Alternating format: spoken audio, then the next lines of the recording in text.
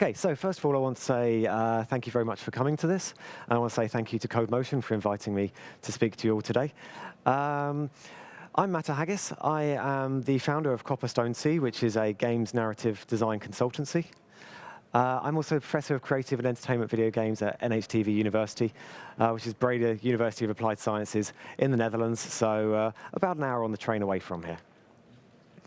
I do speak quite quickly, so there's going to be text and diagrams on the screen at all times that's going to help you keep following along with what I'm doing over here. A little bit more about what I've been doing in the past before I came here today. For about 7 years, I ran a company called Matterzone, which is a games animation company which worked on the internet and did a lot of stuff for clients such as MTV2 Europe, for Channel 4 in the UK. I then went on to work for Electronic Arts on Burnout Paradise. It's a game which sold a few million copies, did quite well for itself. I became a lead designer working at Rebellion. I was a lead marine campaign designer, Aliens vs. Predator, and I wrote a lot of the stories as well.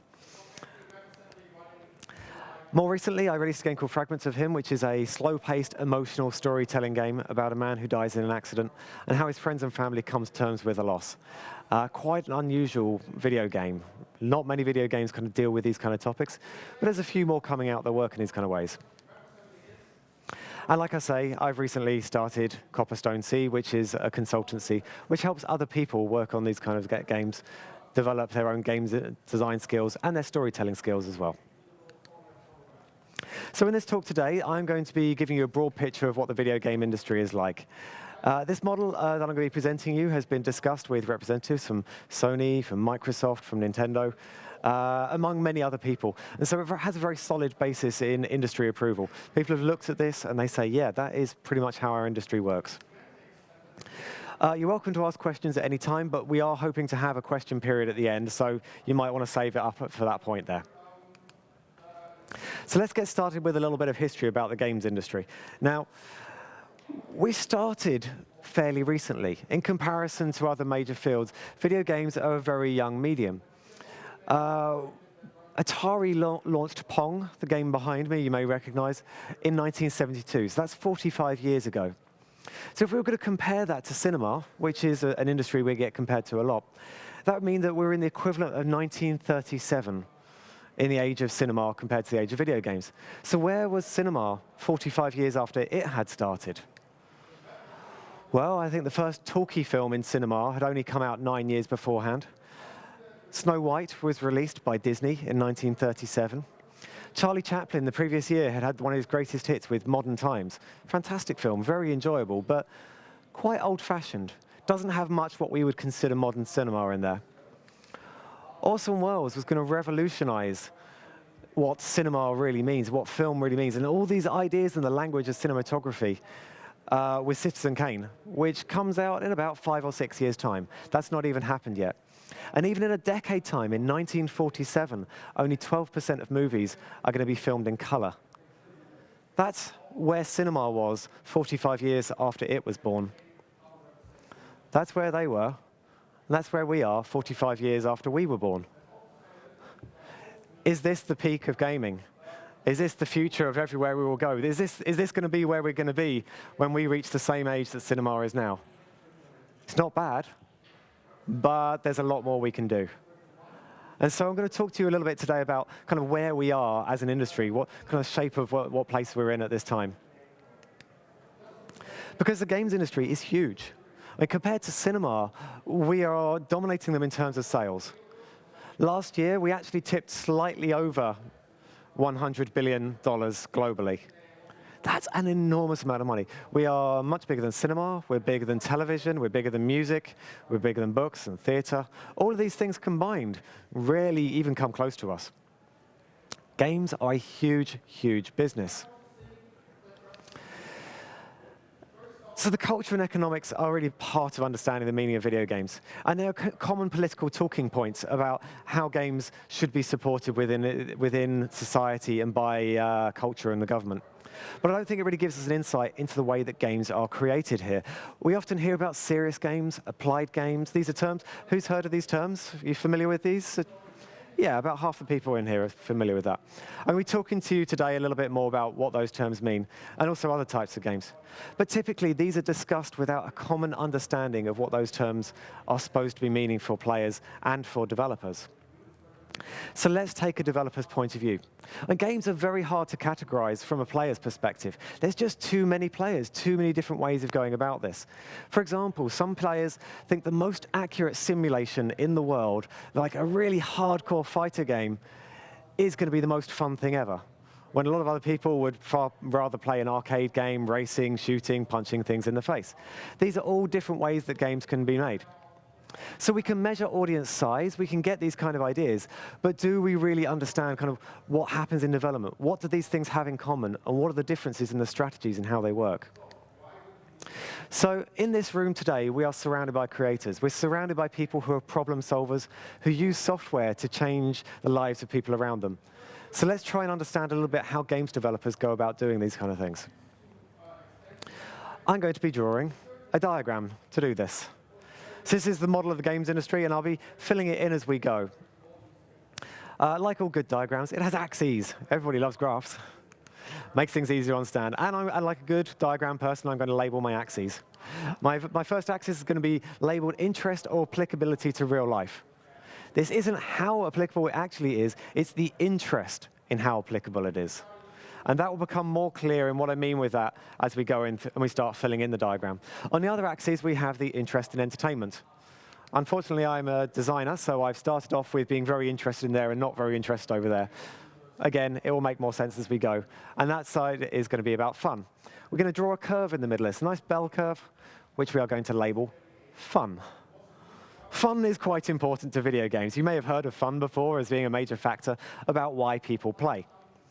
We're going to have two other fields that we're going to fill in here. One of these is going to be about learning.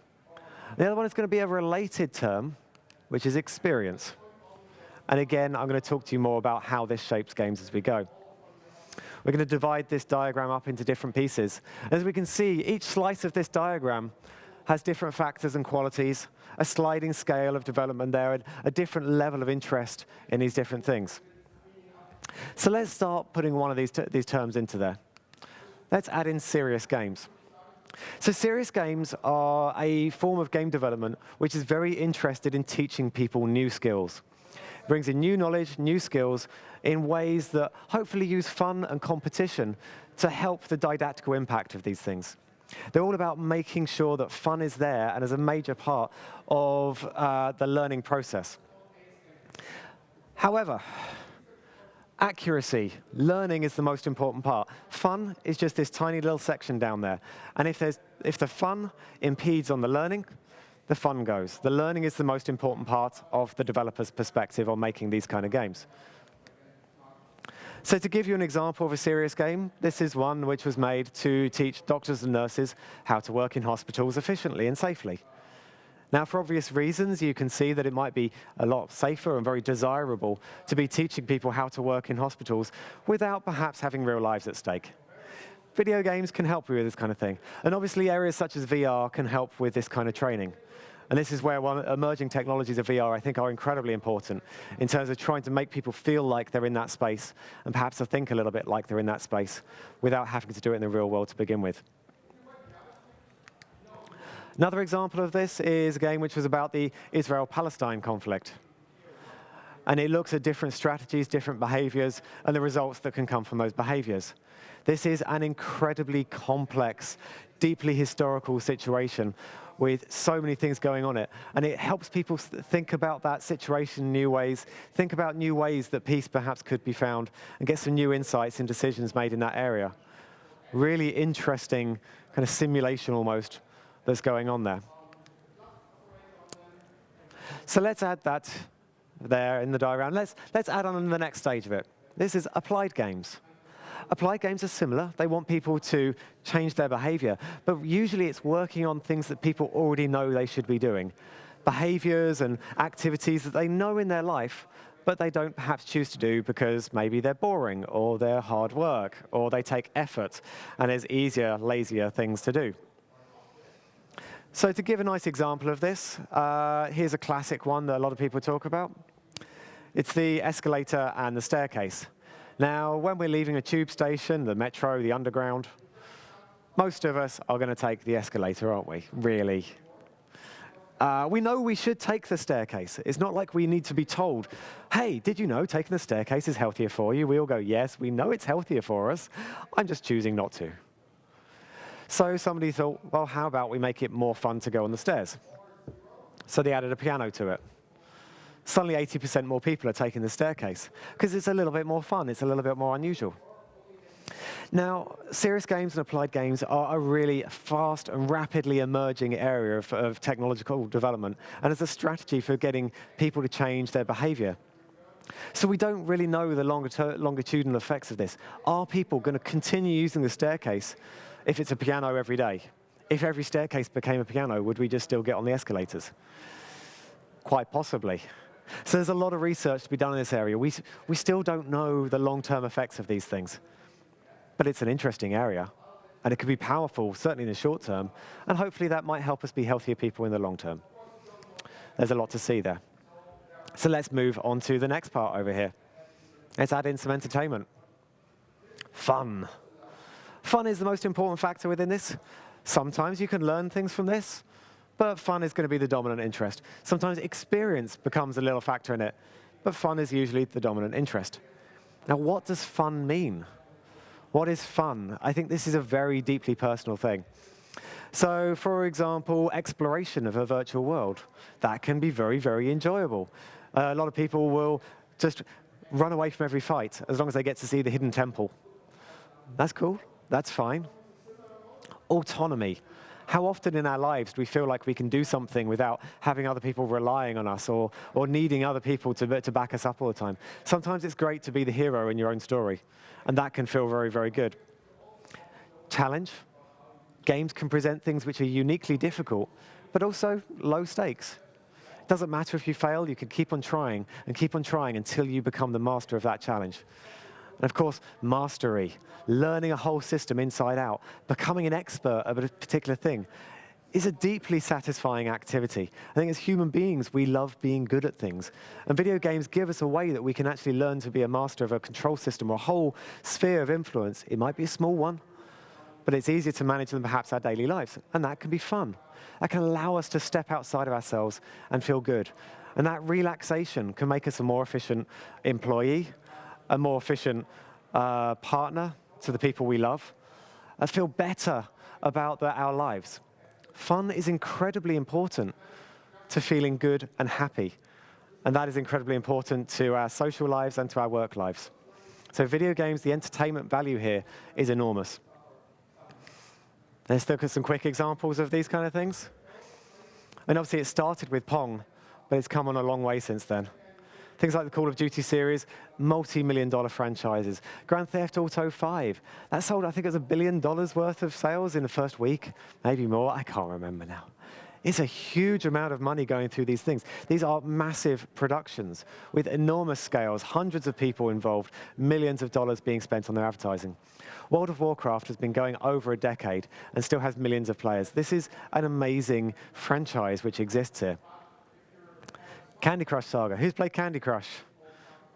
Good, that's a few people. If you're interested in games development, you should play Candy Crush. It is an amazing piece of interface design, the psychological design behind it, the research behind it, the way that they test it and constantly iterate it. There's an algorithm in the background of Candy Crush which learns how you play as an individual. So each person with this on their phone has a slightly different version of Candy Crush, perfectly adjusted to how you play, to give you just the right level of challenge to make you want to engage with that, and hopefully, in King's interest, to pay them a little bit of money occasionally. Very, very deeply clever stuff going on behind it. But it just looks like this little happy little game you can spend 5 minutes on and you're done for the day. Very clever stuff, very high tech for something that looks so simple. It's a powerful industry, very incredible stuff going on there. Let's move on to the next one. Art games, creative games. Alt games, they're sometimes called, games that are alternative. Sometimes they might not be fun at all, or barely fun. Pine, playable interactive narrative experiences. Things where the story is the most important part, and how you interact with it might be very limited, but it's just a way of engaging with it. By the way, for people who want to take photos of this diagram, I'll have a really big version of it, fully complete at the very last slide after I'd said thank you. So if you want to look at that later, I'll let you know when we get there. So what do I mean by art games? Let's have some quick examples of this. So memory of a broken dimension. That isn't a glitch. That is actually how the game looks. It's hard to play. It's obscure. It's difficult to understand. It seems like when you turn, you step into a different bit of a dimension and new things emerge in front of you. I wouldn't call it fun. I call it really interesting. There's nothing like it in any other medium. That just does not exist anywhere else. Proteus. In Proteus, you wake up on an island, your eyes open, the screen opens, you walk around an island and little things go blink, blonk, blink, blonk. And there's little music, and wherever you walk on the island, this different symphony of sound starts happening around you. You cannot walk, and the only button that you can do closes your eyes, you fall asleep again, and the game finishes. That's it. Now, the thing is, that island is randomly generated, so the next time you play that game, you will never go back to that same place. You will never hear that exact same symphony of sounds again. So every single time you play that game, it's unique. It's small, it's delicate, it's not difficult, there's no challenge. Is it fun? Certainly relaxing, certainly beautiful, contemplative. It's a lot of things. It's very nice.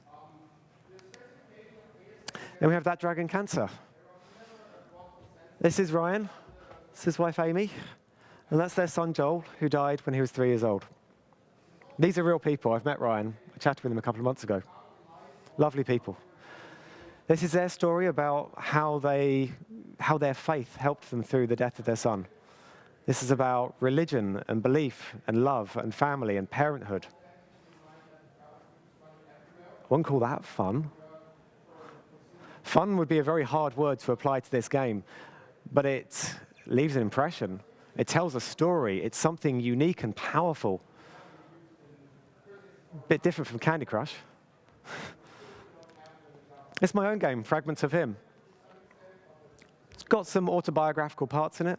Not entirely, it is still fiction, but there's parts of my life in there. It's about a man who dies in an accident and how his friends and family come to terms with the loss. It's about how painful memories can become memories of love, given time, given comfort, given friendship, and how all moments in our life should be cherished, how we should tell others we love them and care about them. Fun? I have no idea. But I know a lot of people have told their loved ones how they feel about them after playing this game. And that's a meaningful thing for video games to do. That's a powerful thing for a medium to do. So that's creative games. Let's see what's on the barriers of these parts here. Well, we've got pure simulation over on the left-hand side here. Pure simulation might be something like, well, this. Fighter pilot training. Zero interest in fun whatsoever. Still using game tech. And VR tech also is coming a lot into these kind of things. It's about simulating a world experience so that people can be trained without having to fly a 500,000 fighter jet around, or 5 million, how much do fighter jets cost? I have no idea. I don't even know why I'm trying to estimate it. Very expensive pieces of equipment can be flown around and be in danger. This is why these kind of training things work. Let's move on to the next one. Playful simulations. Not a big genre, but you see things like SimCity within this. You know, that's an area that a lot of people played this game. It's a very popular game. Is it something that you can learn from it? It's not really the goal to learn from it, but you can. And it makes you think about the world in a new way. It's quite nice. We go across to things like branded entertainment. This is quite an interesting field where, you know, if it breaks the brand, well, then you're probably not allowed to do it. But they do want it to be fun enough that people get advertised to playing it. And you probably know a lot of the brands that work with this kind of stuff. See, Lego have worked very closely with a lot of video game developers. And yes, they want to make money from their game, but really they want to make money from their brands. You look at something like Ferrari. Now, when Ferrari make video games, or were involved with video games, you couldn't scratch the car. You had a crash, that car would never be dented because the Ferrari must always be shiny and must always be red. So you kind of go, well, maybe we've compromised the fun a little bit here. The realism, the feel of being in a powerful car and the danger of that has been lost, perhaps. But the brand is there, which helped them make their game. America's Army. This is recruitment for the American Army. At one point, if you went into a recruitment center in America, they'd ask you what your username was so they can see your kill ratio in this game. That's kind of weird. But hey, that was it. On a lighter note, Barbie games. Very popular. The idea is to help people buy more Barbie things and buy more accessories. Was it fun? I don't know. I've not played that one personally. But it did pretty well for it. And we might think that Kim Kardashian's Hollywood is a similar kind of prospect. That's actually one of the most successful mobile games released in the last few years. That has been enormously successful. And people kind of go, oh, women don't play games. Most of the people playing that game are women. Not all, but a very high percentage of it. And that's the whole market. Of course, women are also playing Call of Duty and World of Warcraft and all the other things as well. But that's also a market there, because it's a very, very diverse player base we have. At the moment, it's 52% of players are women. There are certain skews within certain genres, but 52% of the people playing games are women, with an average age of 36. So that means for every 16-year-old, there's a 56-year-old out there playing video games. I'm over the average age for a video game player. Oh, I die inside a little bit every time I think about that. So let's move on to the other side of entertainment. I have got no idea what to call this, but you'll know it when you see it. Is The Last of Us fun? Maybe. I find it quite depressing. It's very grim. It's a game where a daughter dies within the first half an hour, and a man who's riven by grief survives in a post-apocalyptic world, killing humans and zombie people alike, desperate to survive and clinging to what vestiges of love are left in the world. Is that fun? It's good. It is very definitely good. It's very definitely entertainment. I don't know if I'd call it fun. Stressful, scary at times. Fun is a difficult word. Let's look at another commercial success in terms of return on investment. Street cleaning simulator. There's a market for that. Would you call that fun? Some people would. But hey, that returns on investment. They made more money making that selling that than they spent making it. Good for them. Excellent. I'm very pleased for them. And some people have clearly enjoyed buying it and playing it, I guess. I'm not one of them, but isn't it awesome what can be made? And that's probably the only time in the entire history of public speaking that those two games have been on a slide together. I hope you appreciate that. So let's look at the far end, which is games that are probably pure art, where fun has completely gone out, and it's purely about making an interesting experience. And we have things like Lingering Shadows by Plastic, which is a computer-generated sequence of stuff which you can occasionally pause and maybe zoom in, which reveals a hidden thing. I've got no idea what it's about. It's entirely abstract as an experience. I found it really interesting. I think it's lovely, but I've got no idea what it is. Is it a game? Ooh, I probably don't think it is. I'm not sure. I don't care. I found it interesting. I think this whole is it a game is a strange discussion. So there's one other part that perhaps we should think about here is like, how does it get funded? Well, if you're making a serious or applied game, you're likely to be looking at government or corporate funding. So it's games for social change, games for learning, education, health, military. That's likely where your money is going to come from. Not always, but likely. If you go across the entertainment or art sector, well, you're likely to be looking at a direct consumer model. And it's really quite a sharp split here. There's a little bit of overlap, which perhaps I should put on my diagram. But this is a fairly distinct split between these two areas. Now, when you get really far into the arts spectrum, then you begin to start getting government and patronage. Like Creative Europe, for example, funds games which are focused on narrative. They don't fund games which are Call of Duty. Violence is not really allowed in European-funded projects. So we can see that government things over here. We also get artists who are making games as their main medium, and they are getting patrons supporting their work, and then they just give their games away for free because people have supported them and helped keep them alive while they create, which I think is kind of nice. I think it's one of the ways that the internet is changing the production methodologies of video games. But we learn through experiences. So those experiences that we've got in there, these are experiences which can help you reflect about the world. How would I feel if that happened to me? How should I deal with these things? How do I feel about these emotions? In Last of Us Left Behind, we had ideas about things like gay relationships, race, coming of age, teenage love, all these different things coming through there. A 10-second game called Queers in Love at the End of the World. It looks at ideas of universality, expression, familiarity. How do you want to tell people how you feel about them? How do you convey these things? Very interesting, powerful game. Game? I don't know. 10-second thing. You can search for it on the internet or work on your phone, believe me. So what I think actually is that these kind of arts games, seen through a certain perspective, they become applied games. Through a certain perspective. They're not really intended. They are made as an experience. But if you want to, you could say, I'm learning something from that. I'm becoming a better person for playing it, which is an interesting thing that games can do. So if we were to go back to our cinema comparison with this, I think perhaps we could say that maybe serious games are like a documentary. You learn something new. You learn to see the world in a new way. There's new knowledge given to you. Maybe applied games are more like exercise videos.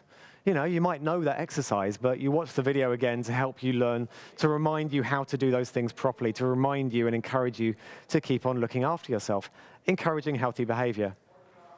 Entertainment games, the Avengers. You know, it's there, it's brash, it's fun. Are you going to have a massively new revelation about the world from watching the Avengers? Probably not, but there might be a little bit sneaked in there. Like the X-Men talks about segregation. The X-Men talks about being alone or being different in society. And I think that's quite a powerful thing that can happen with entertainment movies, that the other things are there. So they're not devoid of this social content, but it's not their focus. And then you get to things like Schindler's List.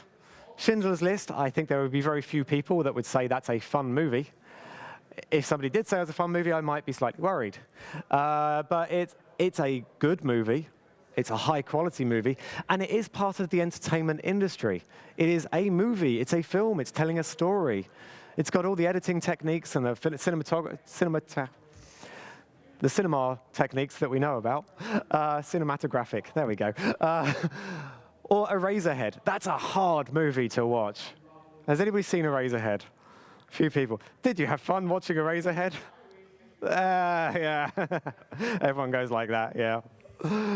It's a very interesting film. I wouldn't say it's a key thing, but it's something different. It's certainly not the Avengers. It's certainly not going for that easy, fun watching audience. Now, I think it's very easy to see the value of these to society, but I think the economic, social, and cultural benefits of these are also very strong. The economic factor, this is hugely beneficial. We need to build it in the Netherlands.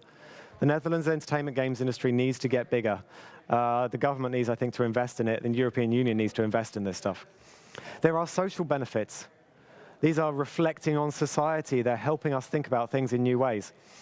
And I think there are cultural benefits in terms of how we deal with each other, how we converse, the topics that we cover. I think there's a lot of things that could be done within this field which are yet to be fully explored.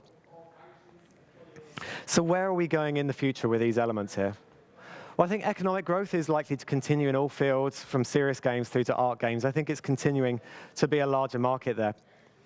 I think we're reaching a time where it's likely that photorealism is going to become possible within video games in the next 5 to 10 years.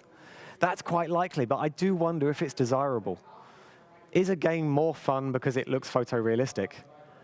I think potentially things like, well, even Call of Duty, make that photorealistic?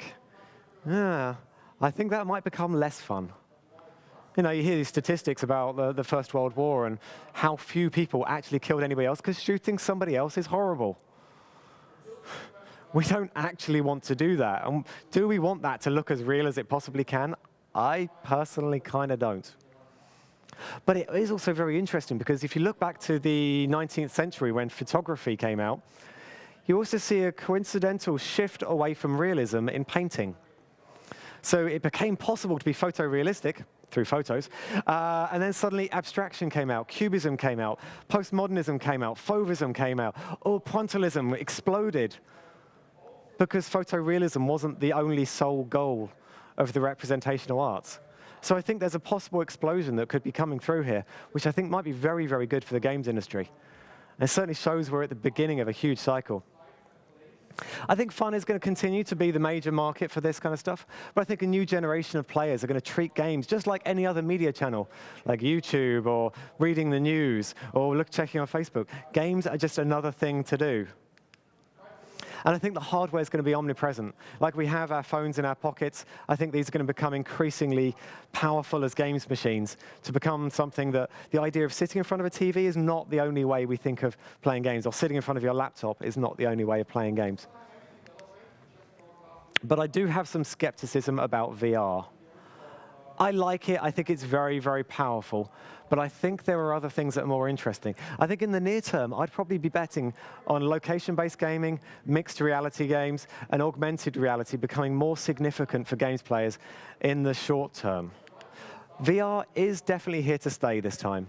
Unlike the 1990s where it exploded and basically went to nothing again, I think VR is going to stick around as a major medium, as a major resource for a long time. But I think in terms of serious games and applied games, it's probably going to be more powerful in the immediate future than it will be for kind of home consumers. I still also think that screen-based devices such as mobiles, tablets, and television are going to dominate the future media for a little while yet. Obviously, laptops, computer screens. I think that's the major way that we're going to be seeing our games for a little while yet. I could be wrong on that one. Because we've seen social factors surprise us before, and I think social VR is a really interesting developing trend. So I think social VR, if VR explodes, it's going to be because of social VR, not necessarily because of the single-player experiences. But it's coming. It's all interesting stuff. So these kind of disruptive technologies, I don't think they're actually changing the kind of the core objectives that I talked about in this model, the way that we think about things. They're just a different display media. They're just a different way of seeing and experiencing and interacting with these worlds. I don't think we design specifically with a hugely different methodology behind these. So the model I presented today is likely to remain valid for the near future, I think. But the volume of sectors within it, how much stuff people are making in each sector, and the funding streams, they might shift considerably. I would very much like it if the European Union funded more of the entertainment sector as well. Certainly funded research into the entertainment sector, which is something that I'm very interested in, because there is so much left to learn about how it all works. I hope it does shift. I think it's a very interesting medium, and the games have got a lot of potential that's unfulfilled at the moment. I think it would have been very hard to predict the future of cinema looking from the perspective of 1937. But that's kind of what we're trying to do for games at the moment. I think it's very hard to predict the future of video games just looking at where we are now. Where are we going to be next in 10, 20, 30 years? It's so hard to say. So in conclusion from all of this, I think games are a unique and powerful medium here. There's a vast array of design choices which are shaping their form, their function, how people go about the strategies of both funding and creation. I hope this talk has encouraged you to think about games in a new light. What kind of sector you might be wanting to be involved with, how you could apply your skills to shape games of the future. And to understand a little bit more about how and why they are made today. There are games coming that we've really not even dreamed of yet, and I think we have so much to learn about how games work. It's so new, so young, that they are functioning in our brains and functioning as a social medium in all kinds of different ways that we don't even have an idea about a lot of these processes yet. I just hope you also share my excitement in what the games of the future will be bringing to us. It's an amazing time. We're here at the birth of a new medium. This happens very rarely in the history of humanity. So embrace it, go out there, explore games, play games, and hopefully make some games by yourself. And on that note, I would like to say thank you so much for listening. Thank you very much, everybody. Thank you. We might have a couple of minutes for questions, maybe. one or two, perhaps, if anybody wants to ask any questions. And I'll bring up a larger version of this diagram in just a moment. But if you want my contact details, this is the easiest one to get it from. Oh, I was a minute ahead of them. Does anybody have any questions they would like to ask? Yes. Can you talk a little bit about social VR and what you think that will bring in the future? And If you ask it in there, everybody else can hear you. Possible applications of, is this working? Social, oh, right, there are headphones. Social VR, and what can we do with that, and what do you think this will bring, and potential applications that are also useful for society, perhaps, instead of just games you play multiplayer, but in virtual reality. Yeah. Thank you. OK, yeah, I mean, I think, well, games that you play in virtual reality and social games, I think already have a benefit themselves. As I talked about before, we have kind of stress control, we have management of different groups and understanding metrics of kind of 3D worlds, and then trying to put those ideas across into your everyday life. So I think there's a lot of benefit within entertainment itself, within the social structures we can learn from entertainment, and empathy we can build for lives that aren't our own. The stories we can show through entertainment are incredibly powerful in themselves. In terms of social VR, I think there's a huge amount to be done in terms of networking, in terms of cooperative gameplay, in terms of gaining access to people around the world. And I think the thing about social VR is it brings us into that sense of spatial immersion incredibly easily. So I describe immersion as being a very fluffy word, but I think there's other terms of immersion. So we have spatial immersion, where it feels like you're in that space. You have systems immersion, where you're engaged with how it all works, in a very, very deep and meaningful way, but perhaps you don't really care about space and stuff like that. Empathic immersion, where you feel linked to a story or linked to the characters, and very much narrative immersion, where you don't really care about the characters, but you want to see what happens next. So I think these are 4 different types of immersion that can be very powerful. Now, when we use VR, unlike most video games, like if I was playing a game on this, spatial immersion is very difficult to get. So the sense of being in a place is very, very powerful with VR. Now, if I'm in a place next to another person, that's very powerful in a way that being in World of Warcraft on a TV screen is not. So I think that sense of being next to other people, sharing experiences with other people, could be a revolution in almost how people feel about sports, or how people feel about adventure, how people feel about exploring the world. Bearing in mind that we can recreate so much of reality, sometimes with a button press. There are like scanning devices which we could put in the middle of this room, and it would come up with a millimeter accurate rendering of this space. It's not perfect yet, but that tech is coming on very fast. So the idea that we could all feel like we were standing in the same place together at the same time, that sense of communality, the sense of benefit and shared experience, I think is very powerful. I think there's a lot to be done in terms of how we render ourselves within those spaces. So stepping outside of, well, Mattia, I've known for a few years, the person asking this question. I talk a lot about awareness of different groups within society, so mental and physical limitations, different racial groups, different class groups, different genders. And I think we have to be very careful about how we render avatars and how we help people express themselves within these spaces to make sure it remains inclusive and reflective of the reality of the world around us and the diversity of the world around us. So I think it's very easy. I mean, if we look around this forum, if we look on the people on stage, it's mostly white men standing up here today. And I think it'd be very easy to be dominated by that language of white guys from the West. So I want to make sure that other people get involved. I want to make sure that those social VR spaces reflect a reality outside of just the reality of the developers making it. So I think there's a huge amount of potential there, but there's a huge amount of risks that becomes dominated by a kind of Western heterocentric kind of developer's perspective. That was a long and complicated answer for a simple question. But I think there are huge ethical areas to be considered when we develop things that are so powerful in making us feel like we're standing alongside somebody else. It's a very complex ethical dimension as well as a technical challenge. So yes, any other questions? I think we should probably be wrapping up if we haven't. Nope. In that case, then I want to say once again, thank you all for listening, and maybe talk to me later if you want to say anything. Thank you very much, everybody. Cheers.